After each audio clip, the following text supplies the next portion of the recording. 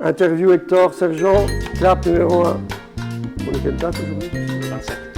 27 octobre 2025. C'est parti. Bonjour, dans le cadre de Renaître et ses cendres, dans le projet que je monte petit à petit, le cercle du Phénix, vous avez pour montrer un petit peu le côté humain des personnes qui aujourd'hui sont très connues, mais qu'à un moment donné, ce n'était pas le cas. Et j'ai vraiment un plaisir énorme donc d'être en compagnie de Jean-Pierre Sergent. Donc, bonjour Jean-Pierre. Bonjour Hector, c'est un tel plaisir de te revoir après quelques années. Oui. Alors, je suis un peu... est-ce qu'on est dans ton atelier ou dans ton studio d'enregistrement? C'est vrai que j'ai investi au fur et à mesure des années, Oui. puisque je fais de plus en plus d'entretiens avec des amis anthropologues, philosophes ou critiques d'art. Et petit à petit, j'ai commencé à investir à New York sur le matériel. Oui. Et puis, je suis au point maintenant. Voilà. Donc, je suis un peu jaloux. Hein, Non. Bon. Ça reste entre nous. Hein. Oui. Jean-Pierre, tu es né à Morteau. Oui. Et tu vois, il y a une petite coïncidence, hein, on est né la même année. Hein. D'accord. Je suis né en 58. Oui. 14 juillet, hein. Excuse-moi, 14 juillet 58. Oui, toi, tu es né la fête nat française, Voilà. et moi, le 4 juillet, la fête nat américaine. Et je ne le savais pas avant de partir. Tu ne savais pas? Non. Franco-new-yorkais. Oui, mais je dis ça parce que ça pose les choses, oui. Et tu as beaucoup vécu là-bas, non? J'ai vécu plus de 10 années à New York, oui. Ah oui. Alors Jean-Pierre, je te remercie vraiment parce que, comme je le disais au début, dans le cadre de ces podcasts que j'organise, c'est d'interviewer des personnes comme toi, mais aller plus en profondeur, voir le côté humain de l'artiste, qu'aujourd'hui tu es assez connu au niveau international. Hein, tu as exposé dans différents pays, le Canada, les États-Unis, l'Iran également. Oui, c'est vrai. Il n'y a pas que ça. Hein. Quels sont les autres pays? La Chine. La Suisse, j'ai souvent exposé en Suisse. Oui, aussi. l'Iran et là bientôt. Là, j'expose à Scotland, en Écosse, à Édimbourg. Oui, voilà. Donc, c'est pour dire qu'en fait, très souvent, quand on vit dans un endroit, on ne connaît pas les richesses qu'on a, tu vois, parce qu'on peut être fier d'avoir un artiste byzantin qui va exposer dans le monde entier. Hein, c'est mon point de vue, si tu veux. Oui, c'est vrai. Jean-Pierre, on va donc, encore une fois, merci. Et j'aimerais que tu nous racontes un petit peu ton histoire. Tout petit, par exemple, jeune, tu étais comment à l'école? Parce qu'un peintre, j'imagine, c'est un peu un rêveur, non? Tu étais comment à l'école? Non, j'étais pas si rêveur que ça. J'étais plutôt bon élève. Bon, bon élève, oui. J'aimais étudier. Mais j'étais turbulent parce que, comme je souffrais de crise d'asthme, ça a créé une violence intérieure chez moi. Parce que c'est comme Proust, je voulais me libérer de la souffrance. C'est une souffrance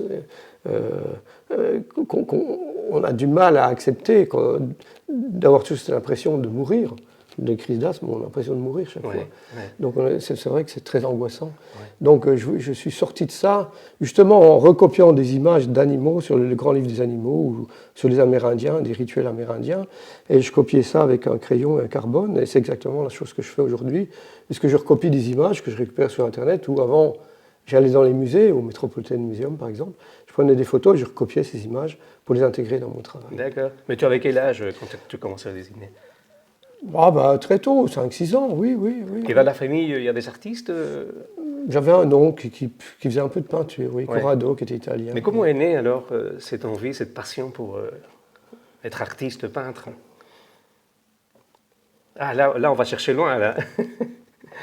Je pense qu'on est ultimement peintre pour échapper à la souffrance et à la mort, bien sûr. D'accord. Oui. C'était vraiment un échappatoire, quoi. La création, bien sûr, oui. On échappe de notre réalité. Oui. Imagine un mur comme ça à Besançon, alors qu'il fait froid, alors que les gens ne sont pas sympas. J'arrive quand même à parler de la vie. Oui. Il faut aller la chercher, celle-là, parce que c'est pas gratifiant de vivre en France. Non, mais c'est ça. C'est vrai. C'est ça, oui. Alors, tu es très jeune et tu commences avec des dessins. Et ensuite, après, quoi, il y a une école, comment ça s'est passé parce que très souvent, nos parents, ils veulent que tu sois avocat, médecin ou... Non, pour ça, mes parents étaient d'une grande générosité. J'ai voulu faire un compromis, donc je suis allé à l'école des beaux-arts de Strasbourg.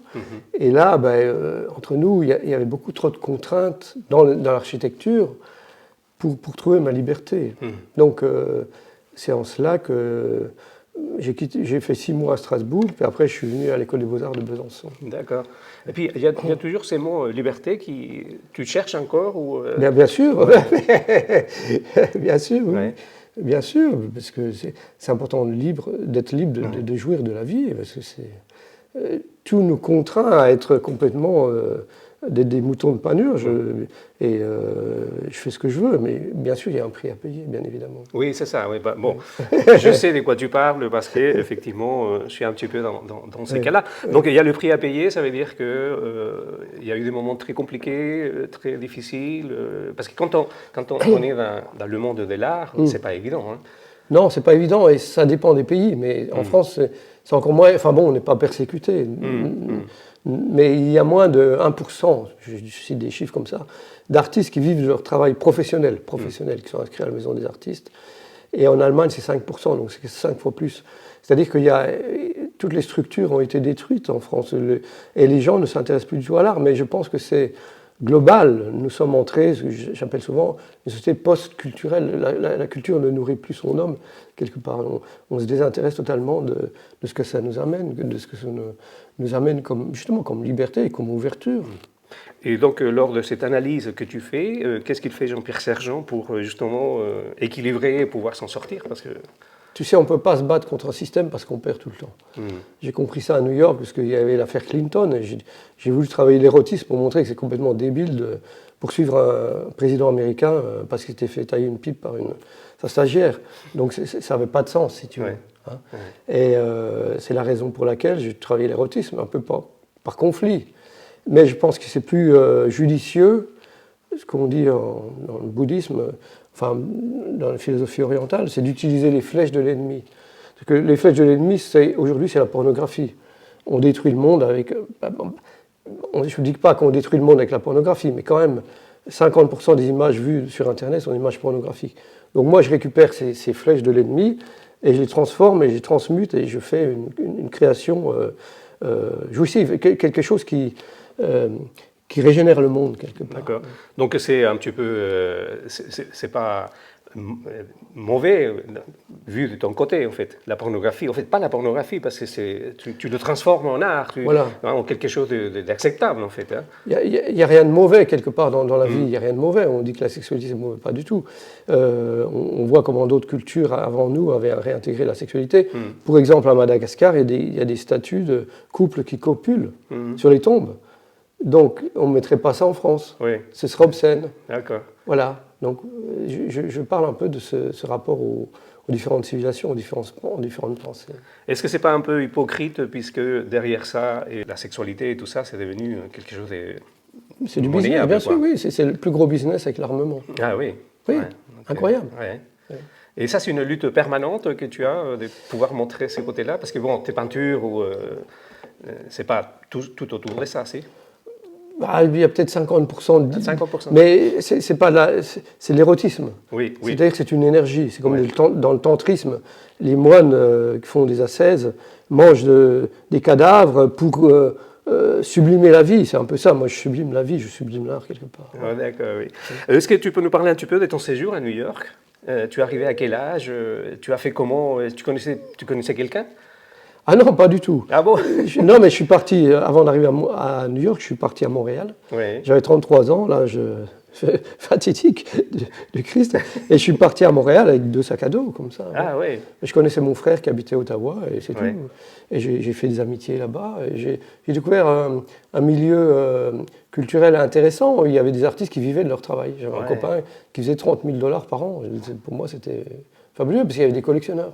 Ouais. C'est ça qui n'existe pas en France. Et il y a des gens un ami André Giroir qui est décédé maintenant, qui venait dans mon atelier, il me dit Jean-Pierre, qu'est-ce que tu as fait? Donc je lui montrais ci, ça. Ah tiens, je t'en prends 3, tu me fais un prix. Je dis bien sûr. Mais ici, ça n'existe pas. Ouais. Les gens ne s'intéressent pas du tout. Et donc tu arrives à Montréal. Alors c'est intéressant parce que c'est l'époque peut-être où les jeunes sortaient beaucoup un sac à dos et ils partaient. Voilà. C'était vraiment quelque chose d'incroyable. Hein. Oui, c'est vrai, c'est vrai. Oui, je suis parti comme ça, sans assurance maladie, sans rien. Donc il y a encore une fois cette envie de liberté, de recherche. Je pense que c'est un petit peu un message qu'on pourrait faire passer aux jeunes de aller explorer. Aujourd'hui, c'est beaucoup plus facile. Hein. À l'époque, ce n'était pas si évident que ça. je ne veux pas donner de leçons, j'ai suivi ma voie quelque part, oui. Oui, mais c'est intéressant que, oui. Ouais. Comme tu dis, il y a le prix à payer, mais c'est quand même une belle aventure. Hein. Tout à fait. Ouais. Oui. Quand tu vas nous quitter, parce que malheureusement, moi aussi, tu ne vas pas regretter en fait d'avoir fait tout ce que tu as fait. Tu quitter, quand je vais mourir? Quand on va partir de cette... Ah ben non, je ne regrette rien. Voilà. Bien sûr.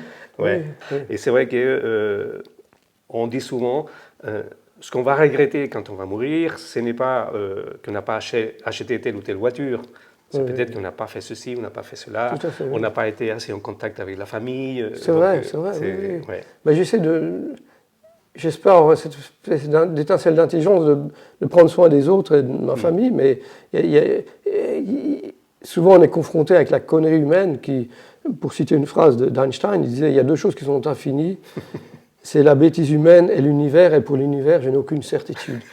Et ça m'est arrivé récemment de rencontrer quelqu'un d'une bêtise absolument incroyable, et on ne peut rien faire contre la bêtise, parce que plus rien ne passe, plus la gentillesse, l'attention à l'autre, rien ne passe, c'est un mur de conneries, et voilà. Il y a quelqu'un qui disait, si la connerie volait, il ferait noir tout le temps, quoi, en fait. Voilà, oui. Mais bon, peu importe, mais... Et tu arrives à New York, alors, chez quelqu'un, comment ça se passe? Raconte-nous un petit peu ça. Non, j'étais avec un artiste qui s'appelait Daniel Villeneuve, c'est lui qui vendait un peu. Il me dit, il ne faut pas que c'est à Montréal, Jean-Pierre, on s'ennuie, on va mourir, là. Et puis, donc lui, il avait loué un loft à Soho. Et il louait tout un appart, et moi, j'ai loué une chambre pendant un mois. Et il se trouve que pendant ce temps-là, j'ai une amie qui s'appelait Anne-Marie Dannenberg, qui avait une galerie, et qui m'a dit, Jean-Pierre, tu devrais aller voir Léo Castelli. Je dis, attends, Léo Castelli, c'est le plus grand marchand d'art au monde, qui a montré Andy Warhol, Rauschenberg, Jasper Johns. Et il m'a dit, oui, il reçoit les jeunes artistes. Donc j'ai appelé la galerie, c'est M. Sergent, je voulais me parler à Léo Castelli. Oui, allô, écoutez, je m'appelle Jean-Pierre Sergent, je suis artiste de peintre, j'aimerais passer vous voir pour vous présenter mon travail. Elle passait mercredi à 16h.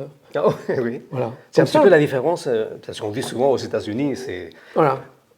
On peut appeler les gens et ils nous reçoivent. Ah, ici, c'est pas ça.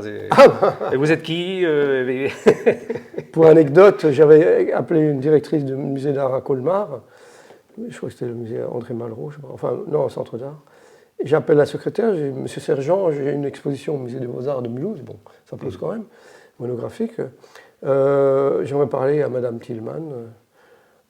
Oui, écoutez, elle ne prend pas les artistes au téléphone. Bon, envoyez un mail. Donc, bien sûr, elle ne m'a jamais répondu. C'est incroyable de traiter les gens comme ça. Et donc, tu passes 10 ans, donc j'imagine que quand tu es arrivé ici, tu as vu l'écart, la différence, quoi. C'est incroyable. C'est incroyable.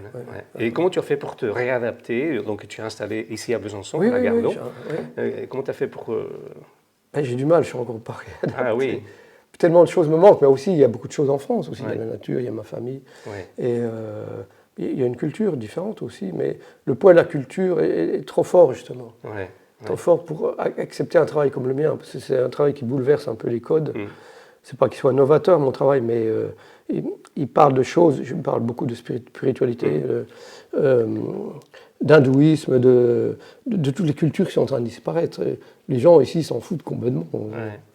Donc tu travailles, tu vas nous parler un petit peu du matériel avec le plexiglas que tu travailles et pourquoi tu l'as choisi. Et puis effectivement, donc, comment fait quelqu'un qui ne connaît pas ton œuvre? Parce que derrière, comme tu dis, il y a, on ne va pas dire des analyses, mais un message, peut-être d'espoir, d'amour, de sensualité. On va commencer. Pourquoi tu as choisi ce matériel-là? Le plexiglas, oui. Eh bien, en fait, à Montréal, j'habitais juste à côté d'un magasin où ils imprimaient des t-shirts. Et j'ai commencé, j'avais demandé de me faire des images. Là, je travaille sur le format carré, mais avant, c'était le rectangle. C'était 35 par 15, 35 par 17,5. Et j'utilisais ce format pour imprimer sur papier. Puis après, j'ai imprimé sur plexiglas parce que je voulais trouver un matériau neutre qui puisse tenir dans le temps. Parce qu'à l'époque, en France, je travaillais sur Masonite, ce qu'on appelle Isorel. Et ça ne tient pas dans le temps. D'accord. Voilà. Et donc, ce message que tu essayes de faire passer... Non, mais le message, c'est... J'ai eu la semaine dernière la nouvelle directrice des Beaux-Arts de Besançon qui est venue, et on a longuement parlé de mon travail, mais c'est difficile d'approcher une œuvre d'art. Il faudrait vraiment être moi-même, avoir vécu tout ce que j'ai vécu pour comprendre le message. Il y a parfois des gens qui peuvent le sentir parce que ils ont approché. Parce que, par exemple, je suis allé en Égypte et j'ai eu une révélation en Égypte.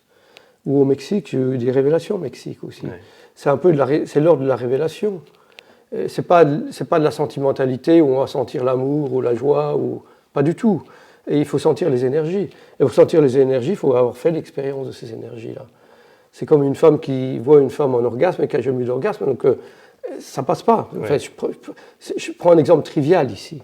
Mais bon, je peux donner des pistes, mais pourtant, oui. il y a des personnes qui te suivent, qui t'admirent. Ces personnes-là, ils arrivent à comprendre ça. Et puis Oui, parce que premièrement, ils ont une grande culture, mais ça ne suffit pas non plus. Ah oui. Non. Parce que tu peux avoir lu tous les livres que tu veux, tout ça, et tu ne rentreras pas dans ma peinture. C'est assez paradoxal, c'est assez inexplicable. Ouais. Les gens qui rentrent dans mon travail, ils rentrent dans l'énergie du travail. D'accord. Et comment ça se passe? Parce que tu dois avoir des témoignages. Oui, comme mon amie Marie-Madeleine Varey, qu'on avait interviewée. Oui. Elle rentre vraiment dans mon travail, mais parce qu'elle est d'une grande culture, elle est chercheuse au CNRS. Son ex-époux était ils étaient amis avec Sartre, avec Claude Lévi-Strauss. Donc, elle a voyagé en Inde. Donc, c'est tout un parcours, un pattern, comme on peut dire, de vie qui permet d'accéder à mon travail. Mais il y a peut-être des gens qui n'ont jamais voyagé, qui vont rentrer dans mon atelier, qui vont ressentir. Il n'y a pas de règle, je veux dire. Oui. Et comment tu vois l'avenir? Parce qu'effectivement, aujourd'hui, on est donc très souvent sur les réseaux sociaux. C'est l'information qui va très très vite. Oui. La culture, ce n'est pas quelque chose qu'on va beaucoup investir. Comment tu vois ton avenir? Je crois que l'avenir des artistes est très inquiétant, je pense. Oui. Ouais. Des artistes en règle générale. Hein. En règle générale, voilà, musiciens, écrivains, tout. Mais je parle de l'art plastique, enfin ce qu'on appelle l'art plastique en France, que je trouve un mot horrible, de la peinture ou des sculpteurs. C'est-à-dire que le marché de l'art s'est complètement emballé.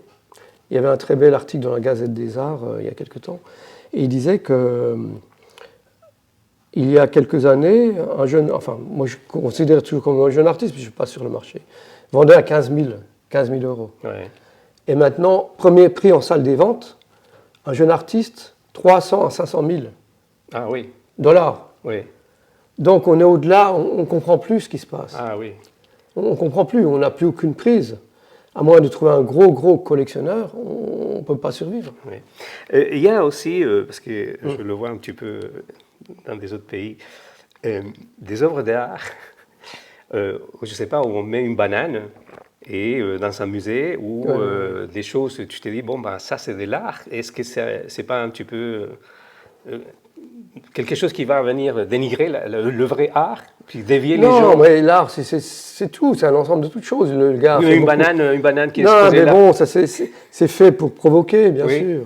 Ah bon? C'est comme les toilettes qui sont... Oui, mais pourtant sont vendus à... Oui, mais parce que l'artiste a une réputation, il l'utilise, puis il se fout de la gueule du monde.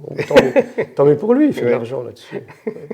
Oui, parce que Jean-Pierre Servan, il ne pourrait pas mettre... je sais pas, mais non, parce qu'il n'y a pas le public. Ouais. Moi, je n'ai pas de public, je suis sur les réseaux, j'ai peut-être 30 000 contacts sur LinkedIn, mais ça ne sert à rien du tout. Ouais. Ça ne sert à rien. Ouais. Si, j'ai fait ce contact avec cette galeriste en Écosse, mais c'est tout. Les gens ne viennent pas à l'atelier. Ouais. Et puis là, donc c'est difficile. Est-ce que tu travailles sur commande ou tu continues à produire? Ah non, pas du tout. Je n'ai jamais travaillé sur commande.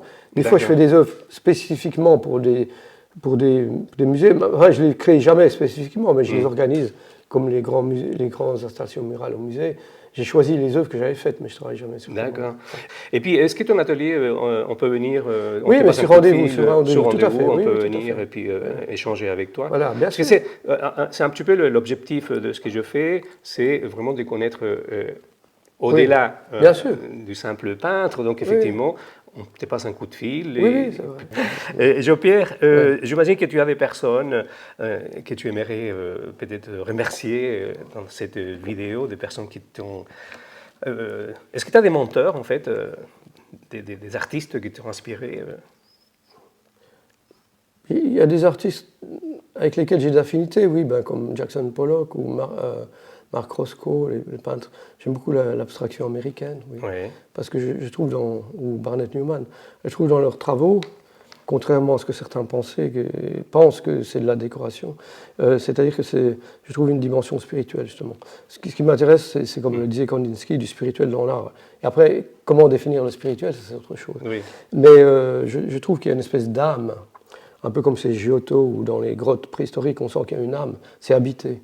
Donc tout ce qui m'intéresse, ce sont les peintres qui sont habités. On pourrait citer le Caravage ou qui d'autre, Antonin Artaud, par exemple. D'accord. Et côté amitié, famille je dois remercier ma famille qui m'a permis d'être artiste. Et mon grand-père, qui est mon plus grand mécène, m'a toujours aidé à faire ce métier. Parce que bien sûr, la plupart du temps, on n'en vit pas. Mon grand-père et mon père étaient d'une grande gentillesse. Et toute cette gentillesse de la famille qui... maintenant, j'ai plus que ma maman et ma sœur. Et j'ai un frère à Montréal. Mais ça disparaît. Et c'est bien triste parce qu'on a du mal de se refaire de nouvelles amitiés. À New York, j'avais beaucoup d'amis artistes parce qu'il y avait une espèce de collaboration intellectuelle. On sentait qu'on faisait partie d'une intelligence collective. Or, en France, l'intelligence collective ne fonctionne plus. Enfin, chacun pour soi. Voilà, chacun pour soi. C'est très égoïste, beaucoup plus égoïste qu'aux États-Unis. Oui. Et ça me manque énormément.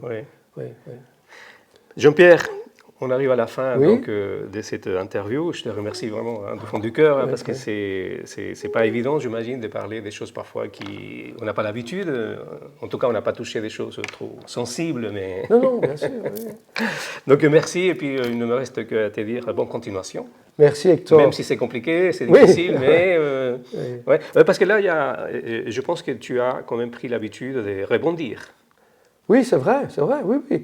Mais quand je suis revenu de New York, j'ai mis tout dans un conteneur de 20 pieds et ça m'a pris 1 an avant de retrouver ce bel espace et 1 an pour le rénover. Donc chaque fois, oui, à New York, j'ai eu 3 ateliers successifs aussi. La vie d'artiste, c'est pas seulement peindre, entre guillemets, mais c'est toute la matérialité du studio. Faire face au quotidien. Voilà, oui, bien sûr. Oui. De où l'importance de renaître de ses cendres. Oui, je ne sais pas si on renaît, mais en tout cas, il faut accepter cette force vitale et l'honorer et puis vivre dans la joie aussi, bien sûr. Oui. Bon, est-ce que peut-être la différence entre toi et beaucoup de monde, c'est que toi, tu vis d'une passion, tu sais pourquoi tu t'élèves, même si ce n'est pas facile, hein, mais tu t'élèves motivé quand même. Tous les jours. Tous les jours. Comme on dit en anglais, it's a blessing and a curse. C'est une bénédiction et une malédiction d'être artiste, parce que c'est une vie tellement dure, mais quelque part, on ne s'ennuie jamais. On ne s'ennuie jamais et on peut toucher aux choses. On a les doigts dans la vie. Dans la sexualité, dans la mort, on est présent au monde, bien sûr. Merci beaucoup, Jean-Pierre. C'est moi qui te remercie, Hector. C'était un moment de plaisir partagé et bonne chance à vous tous. Merci beaucoup. Voilà, super.